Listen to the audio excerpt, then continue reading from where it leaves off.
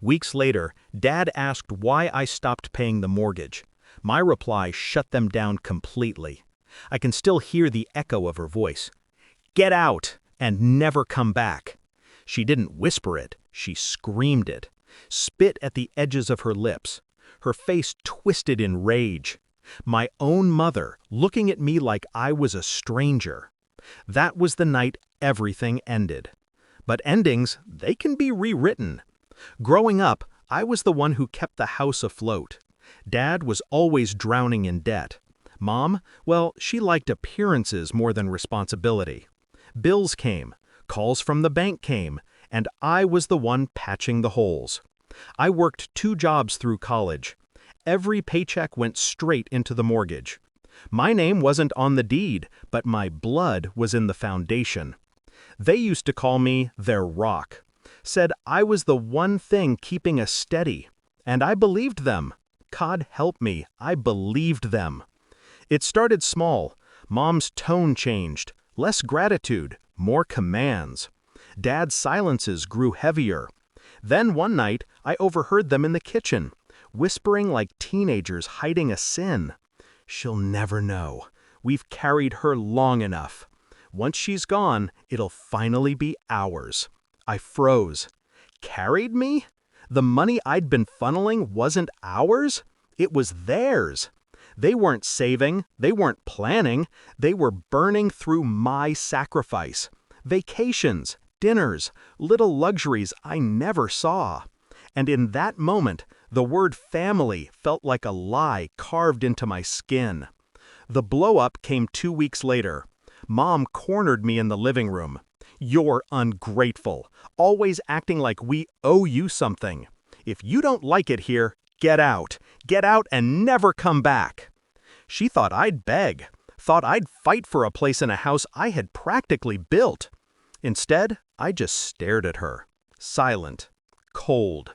Then I walked upstairs, packed a single bag, and left the rest of my life behind. No tears, no goodbyes. Only one decision carved deep in my chest. They wanted me gone? Fine. But they had no idea what leaving me behind would cost them. See, my name wasn't on the deed, but my name was on the mortgage. A small detail they had conveniently forgotten. They needed me. Without my payments, that house of theirs wasn't a castle. It was a sinking ship. So I stopped. Cold. Every dollar I once poured into that home, I redirected. Into my future. Into my escape. I found a small apartment. Sparse, but mine. I worked in silence, paid my bills on time, built a new life from the ground up. Meanwhile, their silence began to crack. Dad rang one night. His voice trembled. "Why haven't you been paying the mortgage?" I let the silence stretch until I could hear his breathing turn shallow. Then I answered, calm, measured. "Because, Dad, Mom told me to get out and never come back. And I don't pay for places I don't live." Click. I didn't yell, didn't argue, just let the weight of those words settle into his chest. Over the next weeks, I watched from the sidelines as reality crushed them. Letters from the bank piled up. Their faces grew drawn, hollow, desperate. Mom tried calling once. Her voice dripped with forced sweetness.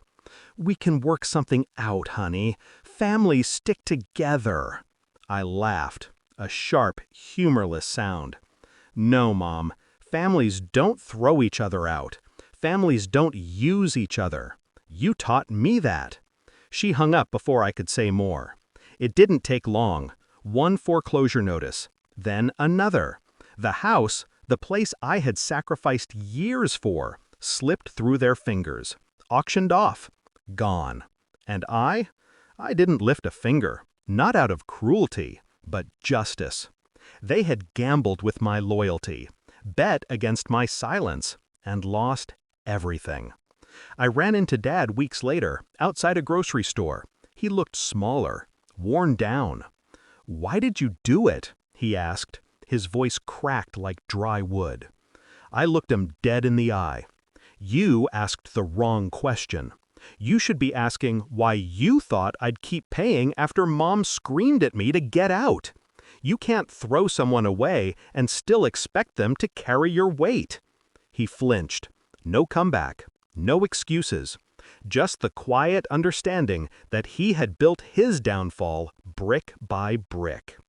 Now I live free. Every paycheck is mine.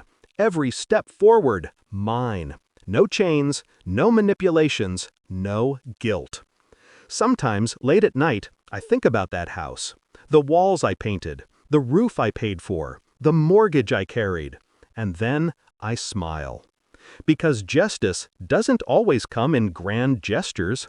Sometimes it comes in silence, in the quiet refusal to be used again. They screamed me out of their lives, and I left. But when the bills came knocking, my silence screamed louder. Betrayal cuts deep. But revenge? Revenge doesn't always need rage. Sometimes it's as simple as walking away and letting them choke on the absence of your sacrifice.